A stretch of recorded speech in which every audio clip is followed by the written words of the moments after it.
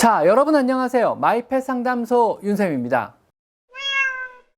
고양이 역시 공포나 긴장을 느끼는 근간은요, 사람과 동일하게 편도체 역할입니다. 즉, 뇌 구조상 예민하고 겁이 많으며 잘 놀라는 행동은요, 얘들한테는 정상 행동이라는 겁니다. 한편 편도체는요, 애착의 형성에도 관여하고 있다고 하는데요. 자, 오늘은요, 고양이 뇌의 비밀, 불안과 공포, 그리고 애착에 대해서 알아보자라는 주제로 한번 얘기를 해볼 건데요. 지난 시간에는 고양이 뇌의 기본 구조에 대해서 한번 알아보았고요. 오늘은요, 고양이 뇌의 구조 중 공포와 불안, 애착을 담당하는 부분에 대해서 한번 알아보겠습니다. 아마 오늘 시간을 통해서요, 고양이라는 이 이상한 생물에서 조금 더 많이 이해하게 될 것입니다. 지난 시간에요, 고양이 뇌 구조 중 2층의 대뇌 변연계가 사람에 비해 많이 발달했다고 말씀드렸습니다. 기억하시나요? 이 대뇌 변연계라는 뇌의 중간 부분에는요, 편도체라는 뇌의 기관이 존재하는데, 이곳은 사람의 감정 중에서 불안과 공포, 긴장이라는 어떤 정동 행동을 담당하는 부분입니다. 예를 들어 우리가 스트레스를 심하게 받으면은요, 이 편도체 부분이 과민 반응을 일으켜 뇌 속의 신경전달 물질인 세로토닌을 저하시키게 됩니다. 세로토닌은 소위 행복 호르몬이라고 불리는데요. 사람의 공황장애나 우울증, 공포증, 기피증은 다 이 세로토닌이라는 신경전달 물질이 선천적으로 부족해서 온다고 알려져 있습니다. 고양이 역시 공포나 긴장을 느끼는 근간은요, 사람과 동일하게 편도체 역할입니다. 길고양이 중 일부는요, 사람이 한 발짝만 다가가도 화들짝 놀라서 숨어버립니다. 간혹 우리가 키우는 고양이들도요, 얘들 같은 애들도요, 낯선 사람을 피해 침대 밑에 숨거나 아직 집사와 친해지고 익숙해지기 전이라면은요, 꼭꼭 숨어서 안 나옵니다. 또 고양이는요, 유독 작은 물건의 소리에 필요 이상의 화들짝 놀라는 반응을 보이고요, 거기에 갑자기 화를 내기도 합니다. 이는 고양이가요, 겁이 많아서 그런 건 사실 아닙니다.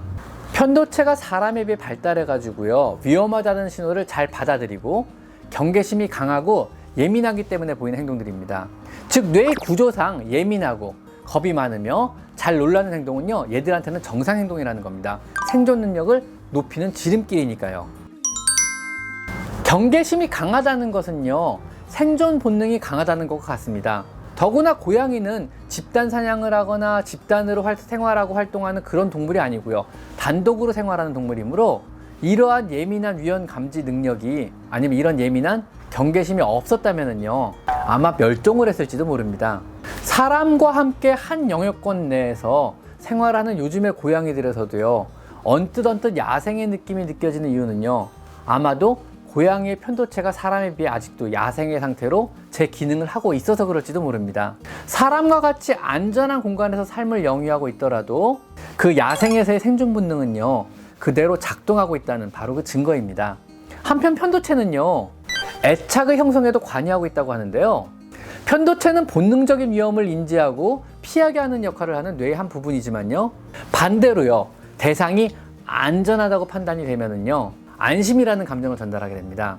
대상을 위험만 판단하는 게 아니라 위험하지 않다고 판단하면 안심이라는 감정을 보내는 것입니다. 이것을 통하여 고양이가 사람과 애착을 형성한다고 주장하는 학자들이 있습니다.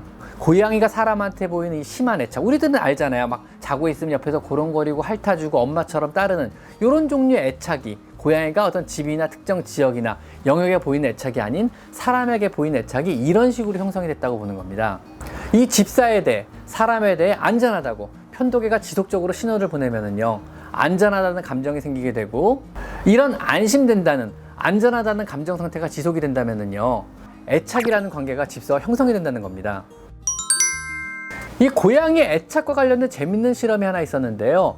예전부터 고양이는 사람에게 애착이 없고 어떤 지역, 공간에 대해서, 아니면 자신의 영역권에 대해서만 애착이 있다, 이런 식으로 잘못 알려졌었잖아요. 그게 이 실험을 통해서 뒤집히게 되는데요.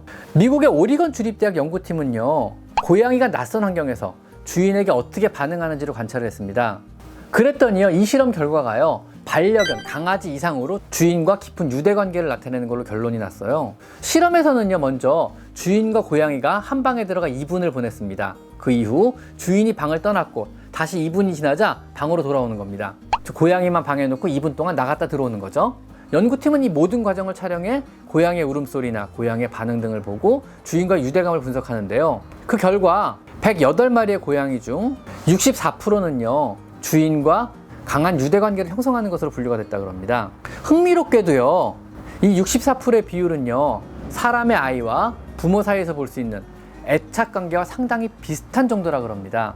이 연구의 결과 역시 고양이의 뇌 속에 굉장히 발달한 편도체 역할 때문인 것으로 결론을 내렸는데요. 우리가 고양이에게 애정을 쏟을 경우 고양이는 경계심을 풀고 일종의 충성심이 싹트한 설명입니다. 즉 반려견이 주인이라고 해서 무조건 따르는 그런 종류의 충성심이 아니고요. 계속적인 애정을 쌓아온 사람에게만 안심과 안전하다는 감정에 근거해서 충성스러워진다는 얘기가 됩니다. 이런 걸 보면은요, 어쩌면 고양이는 진정한 사랑을 분별할 줄 아는 그런 능력을 가졌다고도 볼 수 있습니다. 고양이가 사람에게 애착이 있고 충성심마저 있다는 얘기는요, 대부분의 고양이를 오래 키워본 집사분들은 아마 동감을 할 것입니다. 아마 안 키워본 분들은 도대체 무슨 말도 안 되는 소리냐고 할지도 모릅니다. 근데 사실인 걸 어쩌겠습니까? 키워본 우리가 아는데.